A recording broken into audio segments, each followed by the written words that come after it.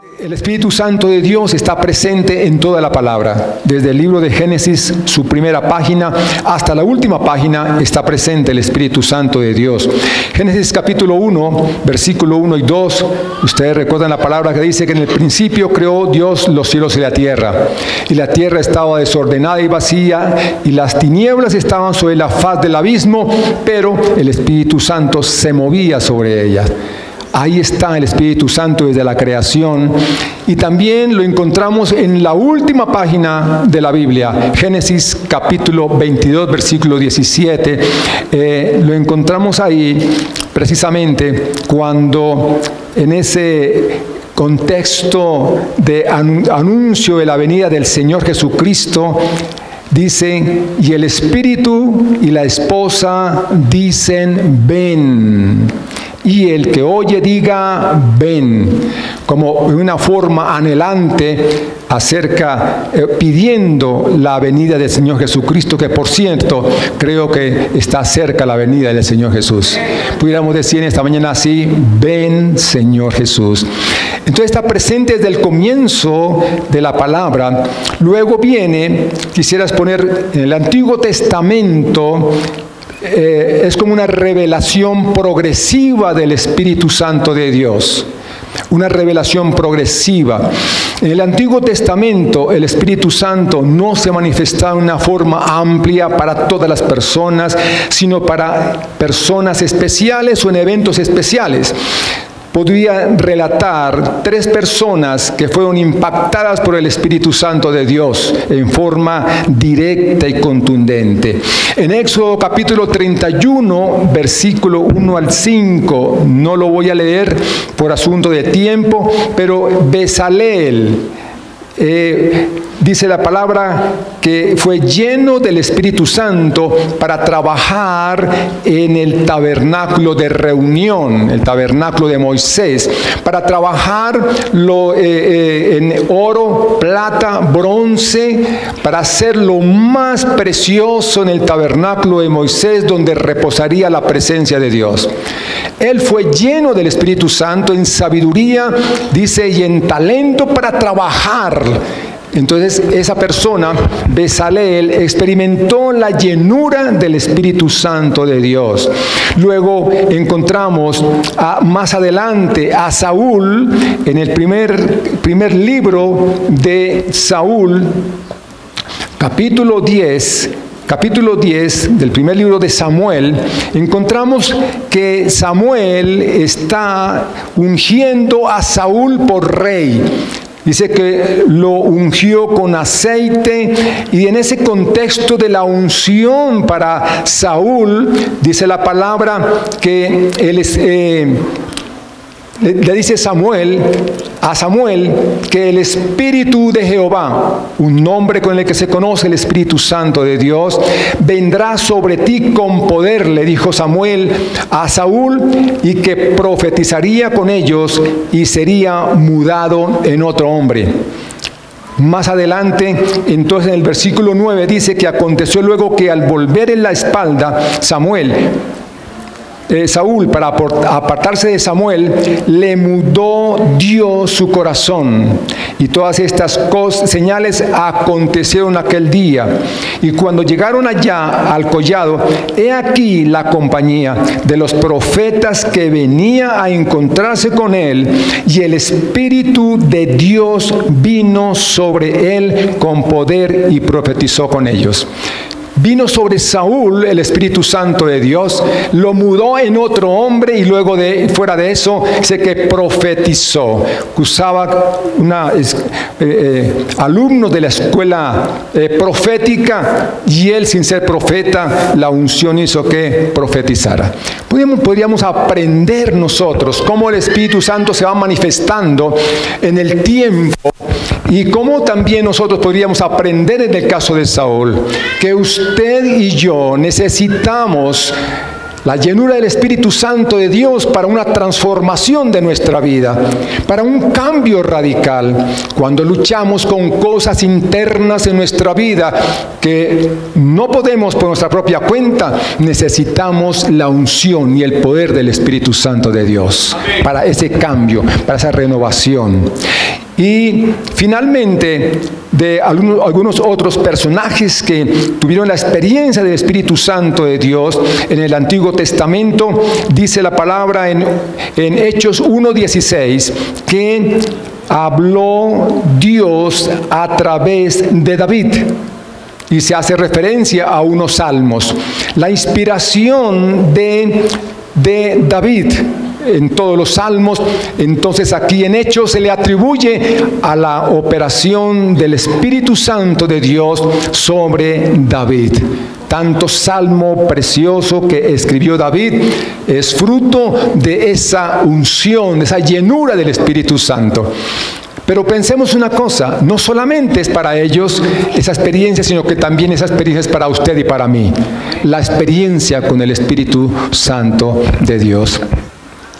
Luego, a manera de intermedio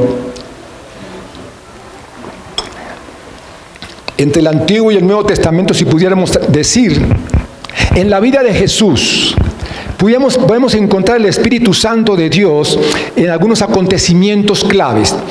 En Lucas capítulo 1, versículo 35, el ángel le dice a María que el Espíritu Santo vendría sobre ella y el santo ser que nacería entonces sería llamado Hijo de Dios. Ustedes recuerdan la historia de María. Ella se sorprende cuando le dice que va a tener un hijo. Y ella dice, ¿cómo va a ser eso? Entonces el ángel le dice que el Espíritu Santo vendría sobre ella, sobre María, y el santo ser que nacería entonces sería llamado Hijo de Dios en María. Luego, en Lucas capítulo 1, versículo 41, para mí es impresionante esta escena. 1:41 de Lucas, dice la palabra del Señor, y aconteció que cuando oyó Elizabeth la salutación de María, la criatura saltó en su vientre y Elizabeth fue llena del Espíritu Santo de Dios. Mire qué tremenda experiencia. Va María a visitar a su prima Elizabeth, la mamá de Juan el Bautista, y solamente con el saludo, dice la palabra que Elizabeth, ¿qué pasó con Elizabeth? Fue llena del Espíritu Santo de Dios. Yo personalmente anhelo esa experiencia, esa vivencia, que nosotros seamos llenos del Espíritu Santo, que yo sea lleno del Espíritu Santo, y no más al saludar a la gente, al tratar con la gente, que la gente sienta algo especial, que la gente realmente pueda ver en nosotros al Señor Jesús. Es un anhelo que debemos tener nosotros. Y no solamente se quedó en la llenura de Elizabeth, sino dice la palabra que la criatura, o sea, Juan el Bautista, dice que saltó en el vientre de Elizabeth. ¡Qué tremendo poder, mis amados hermanos! Pero esto fue profetizado, esto que sucedió en el versículo 41 fue profetizado en el versículo 15. Porque será grande delante de Dios. Hablan de Juan el Bautista. No beberá vino ni sidra, y será lleno del Espíritu Santo aún desde el vientre de su madre. Yo anhelo muchas familias que tengan hijos que del vientre sean llenos del Espíritu Santo de Dios. Amén. Esto debe servirnos a nosotros de ese anhelo. a los padres jóvenes, a los que están teniendo sus hijos. Qué tremenda experiencia que los hijos desde el vientre sean llenos del Espíritu Santo. Y poco a poco vemos entonces la revelación, la manifestación del Espíritu Santo de Dios. Luego Zacarías, en el versículo 67 del capítulo 1, Zacarías, dice la palabra, fue lleno del Espíritu Santo de Dios y profetizó, el padre de Juan el Bautista. Y Jesús, luego, pasando así de largo, en Mateo capítulo 3, y aunque están los sinópticos, Mateo capítulo 3, versículo 13, encontramos nosotros el cuadro maravilloso del bautismo del Señor Jesús. Todos lo hemos leído, ese pasaje donde el Espíritu Santo de Dios descendió como paloma y vino sobre el Señor Jesucristo. Llenó al Señor Jesús el Espíritu Santo de Dios. Necesitaba Jesús, seguramente también como por ser hombre, también Dios, pero necesitaba esa unción del Espíritu Santo, y mire que fue previa al inicio de su ministerio. Todo ministerio exitoso debe gozar de la unción del Espíritu Santo de Dios. De lo contrario, mis amados, será otra profesión más, será otro oficio más. Bendigo el ministerio del pastor Marco y su esposa. Hace algunos años pude conocer la iglesia en otro lugar, no estaba acá. Cómo ha ido creciendo, desarrollándose, mis amados, su propio hijo en la alabanza, etcétera. Y de verdad que debemos reconocer que no es por el talento humano, no es por la capacidad humana, no son por las habilidades, sino es por la obra del Espíritu Santo de Dios, mis amados hermanos. A eso tenemos que atribuirle nosotros al desarrollo del ministerio, desarrollo de la iglesia del Señor. Entonces, Jesús mismo, y luego Jesús en su ministerio, en el capítulo 12 del San Mateo, hay una escena preciosa. Mateo capítulo 12, versículo 28, resumiendo un poquito, el título del párrafo donde está esto es la blasfemia contra el Espíritu Santo de Dios, donde Jesús, al liberar a los oprimidos, los líderes religiosos decían que era que echaba fuera a los demonios por Belcebú, príncipe de los demonios. Entonces Jesús más adelante dice que él lo echa por el dedo de Dios. Por el Espíritu Santo de Dios echaba fuera los demonios. Y ahí está lo de la blasfemia contra el Espíritu Santo de Dios en ese contexto. Y aquí entendemos que la blasfemia contra el Espíritu Santo de Dios, que es uno de los pecados que no perdona el Dios. La blasfemia contra el Espíritu Santo. Dios perdona todos los pecados, pero aquí dice la palabra que no perdona la blasfemia contra el Espíritu Santo de Dios. Y aquí en esta escena, la blasfemia es atribuir al diablo algo que Dios está haciendo. Aquí podemos aprender algo. Debemos ser cuidadosos de atribuir al enemigo cosas que Dios esté haciendo. Hay veces como iglesia somos fáciles para criticar cosas que suceden en la iglesia del Señor, digo yo. Debemos tener mucho cuidado con eso, de no caer en esto. Y de pronto inconscientemente estar atribuyendo al enemigo algo que Dios está haciendo en su iglesia. Y ya para llegar a algunos eventos del Espíritu del Nuevo Testamento, Jesús promete el Espíritu Santo de Dios. Él mismo lo promete en Juan 14 y Juan 16, para abreviar. habla sobre la promesa del Espíritu Santo de Dios. La promesa. Se acerca el tiempo maravilloso del cumplimiento, del derramamiento de la promesa del Espíritu Santo de Dios. Juan 14 habla sobre la promesa del Espíritu Santo de Dios. Para unos poquitos versículos, dice Jesús: yo rogaré al Padre, versículos 16, 14, yo rogaré al Padre y os dará otro consolador para que esté con vosotros para siempre, el Espíritu de verdad, el cual el mundo no puede recibir, porque no le ve ni le conoce, pero vosotros le conocéis, porque mora con vosotros y estará en vosotros. Una cosa es que está con nosotros y otra cosa que esté dentro de nosotros y aún sobre nosotros, como habla Hechos de los Apóstoles. Esa es la experiencia, esa es la promesa que Jesús está diciendo acerca del Espíritu Santo de Dios, y está diciendo: no es necesario que yo me vaya, pero les dejaré el Consolador en medio nuestro. Jesús ascendió al cielo, pero nos dejó el Espíritu Santo con nosotros. Amén. El Espíritu Santo de Dios es clave en algo que solamente tiene el cristianismo. No lo tiene otra religión, si pudiéramos decir religión. El nuevo nacimiento. El nuevo nacimiento es obra del Espíritu Santo de Dios en nosotros. Juan capítulo 3, versículo 7. Ustedes recuerdan la historia de Nicodemo. ¿Sí la recuerdan? La historia de Nicodemo, capítulo 3.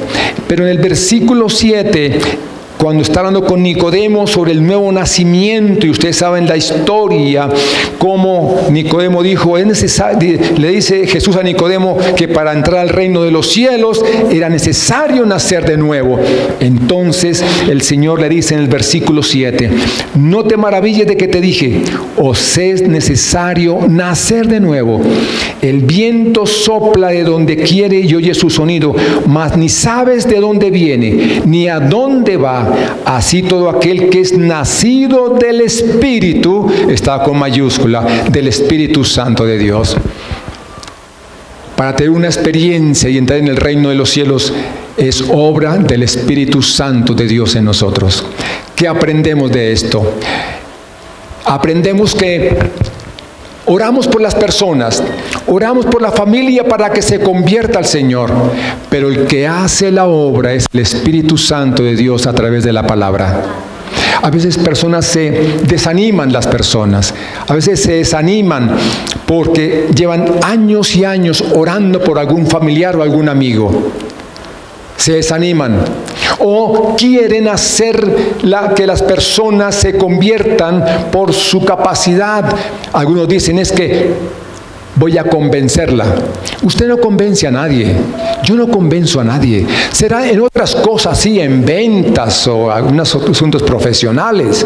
Pero en los asuntos del Espíritu Santo de Dios no podemos convencer. Si la obra no la hace el Espíritu Santo de Dios, mis amados, no la hace nadie.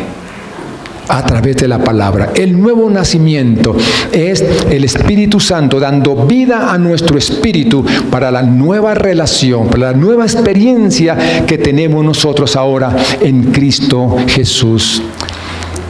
Si alguien es curioso, ya ha notado las citas bíblicas, un paréntesis, esto puede servirle a usted cuando comparta con alguien. No sé, aquí creo que en todas partes del mundo encontramos unas personas de una secta que dicen que el Espíritu Santo de Dios es una fuerza, es una energía, que no es una persona. Mis queridos, aquí con estas citas, ustedes están entendiendo que es una persona, el Espíritu Santo de Dios. Amén.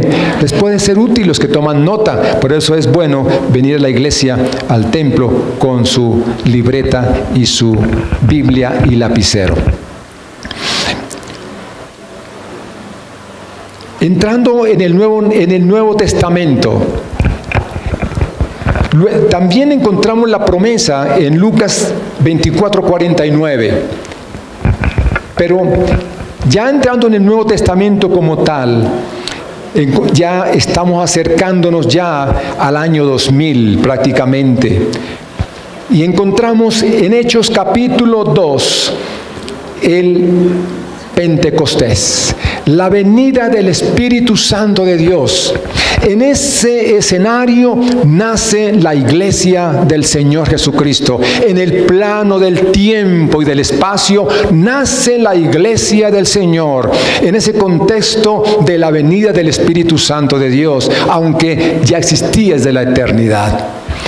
Es en el Pentecostés, mis amados, Hechos capítulo 2, del 1 al 4. Ustedes han leído este pasaje y ahí está todos los detalles, como un viento recio viene, llena la casa y todos son llenos del Espíritu Santo, y el Espíritu se manifestó como en forma de lenguas de fuego, mis queridos hermanos. El cumplimiento de la promesa del Señor Jesucristo se cumple en Hechos capítulo 2.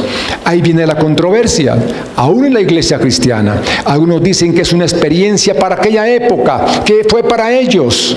Pero creo que estamos de acuerdo que esa experiencia también debe ser para nosotros hoy en día. Un Pentecostés necesitamos como iglesia del Señor, mis amados hermanos. Un Pentecostés. Ahí entonces se nace la iglesia del Señor.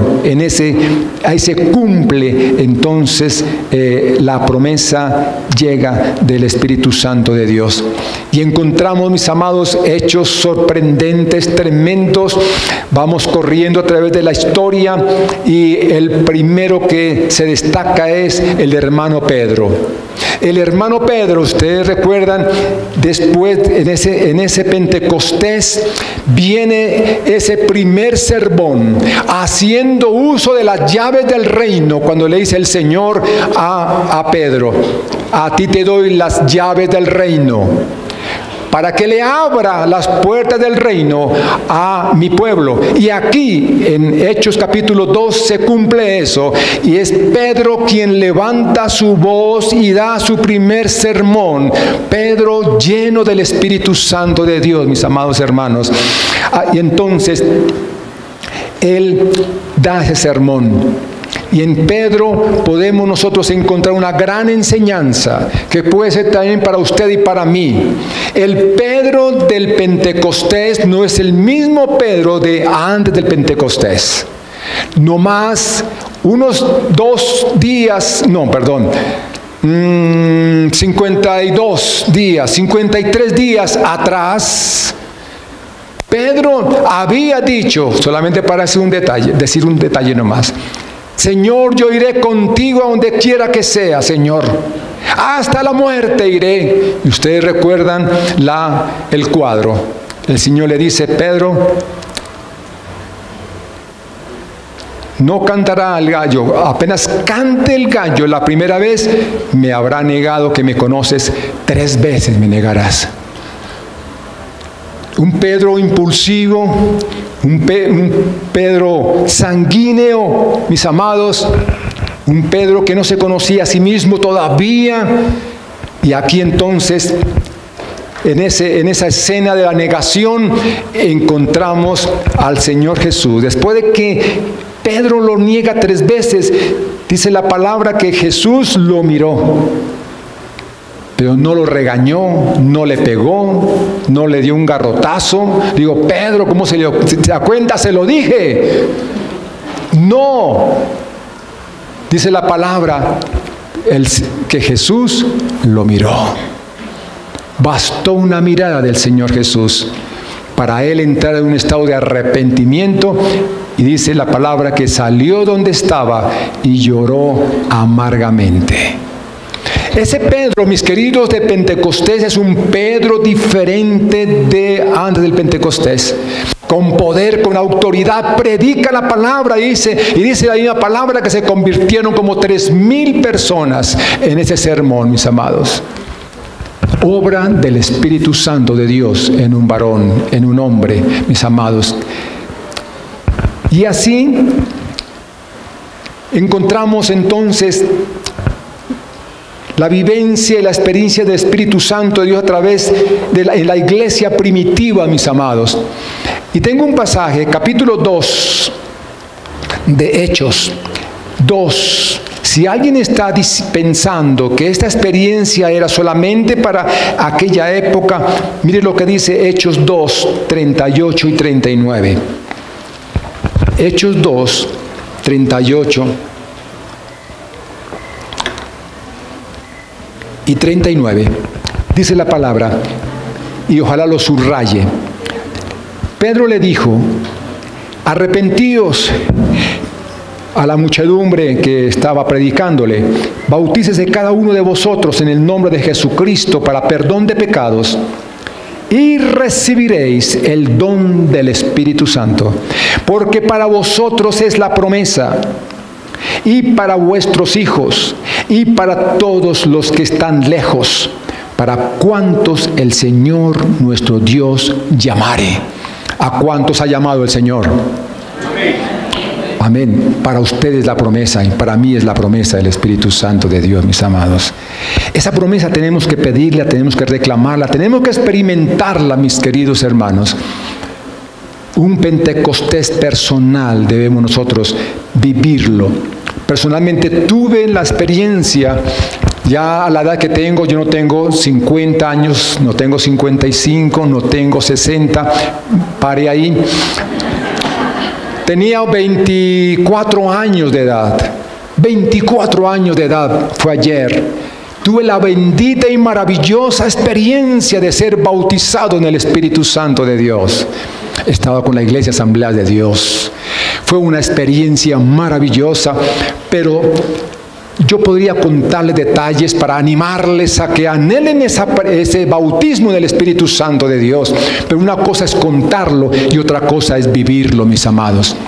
Una cosa es, yo como cristiano, antes de la experiencia del bautismo en el Espíritu Santo, y otra cosa después del bautismo del Espíritu Santo. La diferencia entre un cristiano comprometido, un cristiano lleno de fuego, un cristiano que sirva al Señor, y un cristiano tibio, un cristiano mediocre, un cristiano que nos sirva, la diferencia es el maravilloso Espíritu Santo de Dios. Marca la diferencia, marca, mis amados, dos clases de vida, el Espíritu Santo de Dios. Yo les contaría detalles, pero solamente les invito a que anhelen esa experiencia, y la van a tener en estos días, estoy seguro de eso. Amén. Bueno, finalmente, hablando un poquitico del Nuevo Testamento, capítulo 5, Ananías y Zafira, ustedes recuerdan la historia. Menos mal que el Señor ya solamente lo usó con Ananías y Zafira sobre el engaño y el pecado y la mentira, cómo a través del Espíritu Santo de Dios se desenmascara la mentira. Luego la elección de los diáconos, capítulo 6 de Hechos, elección de los diáconos llenos del Espíritu Santo de Dios para servir a las mesas. Imagínense, solamente para servir a las mesas, la regla, la norma era que fueran llenos del Espíritu Santo de Dios, llenos de sabiduría, mis queridos hermanos, y así muchos acontecimientos más. Finalmente, mis queridos, les traigo hasta Pablo y la doctrina del Espíritu Santo, la doctrina paulina enfocada en el Espíritu Santo de Dios. Solamente para hacer referencia, en el capítulo 8 de Romanos, escribiéndole Pablo a los romanos, es un capítulo tremendo, 8 de Romanos, y habla viviendo en el Espíritu. Viviendo en el Espíritu. Ahora ninguna condenación hay para los que están en Cristo Jesús, los que no andan conforme a la carne, sino conforme al Espíritu, porque la ley del Espíritu de vida en Cristo Jesús me ha librado de la ley del pecado y de la muerte, etc. Es un llamado de Pablo, mis amados, a vivir en el Espíritu de Dios. Cambia, mis queridos, nuestra vida cuando lo experimentamos y andamos en el Espíritu. Somos guiados por el Espíritu Santo. Somos fortalecidos por el Espíritu. Somos consolados por el Espíritu Santo de Dios. Viviendo en el Espíritu, dice Pablo a los romanos. Y luego, mis queridos, hablando Pablo a los Gálatas, destacando unas cositas, yo les dije a ustedes sencillos, solamente como una apertura seguramente para lo que viene aquí en esta iglesia, y estoy estoy seguro que al final de estos domingos va a ser un derramamiento del Espíritu Santo de Dios. Va a ser un fluir del Espíritu de Dios. Gloria al Señor, mis amados hermanos. Gloria a Dios. Mire que Pablo le escribe a los Gálatas, en capítulo 5, y habla de las obras de la carne y el fruto del Espíritu Santo de Dios. El fruto del Espíritu, las obras del Espíritu, y hay un chorrero ahí, como decimos en Colombia, un chorrero de obras de la carne: adulterio, fornicación, borrachera, lascivia, gritería, etcétera, etcétera. Y Pablo le está escribiendo a una iglesia cristiana, y dice, y compara luego con el fruto del Espíritu Santo, el resultado del Espíritu Santo de Dios en el creyente, y habla el fruto en sus 9 elementos. Todos podemos repetirlo: amor, gozo, paz, paciencia, benignidad, bondad, fe, mansedumbre y templanza o dominio propio. Mis amados, es una bendición andar en el Espíritu Santo. Aquí hago una observación antes de terminar. Una cosa son los dones del Espíritu Santo, los dones, el regalo del Espíritu Santo, el don de milagros, sanidades, etcétera, etcétera. Es un regalo. Yo no hago nada por recibir ese regalo, lo anhelo simplemente. Y otra cosa, mis amados, es el fruto del Espíritu Santo de Dios. Se dice que el fruto del Espíritu Santo de Dios es el carácter de Cristo en mi vida. El carácter de Cristo. Amén. Y mucho cuidado, iglesia. Al menos en mi iglesia siempre advierto y siempre enseñamos. Mucha gente corre tras los dones, tras el siervo que tiene dones espirituales. Gloria a Dios por los dones. Pero otra cosa es el fruto del Espíritu Santo de Dios. El carácter de Cristo en nuestra vida, mi amado. El andar en santidad, mi amado hermano. Y gente se equivoca cuando sigue a un hombre por su unción y por sus dones. Cuidado. Mateo 7:21, mis amados hermanos. Dice la palabra: no todo el que me dice Señor, Señor entrará en el reino de los cielos, sino el que hace la voluntad de mi Padre. En aquel día me dirán: Señor, si en tu nombre echamos fuera demonios, sanamos, levantamos muertos. El Señor le dirá: no los conozco, hacedores de maldad. Habrán sorpresas, mis amados hermanos, al final de los tiempos. Debemos anhelar el fruto del Espíritu. Los dones también, sí, también los dones del Espíritu Santo.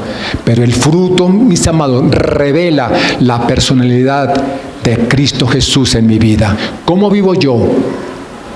¿Cuál es mi vivencia con el Señor?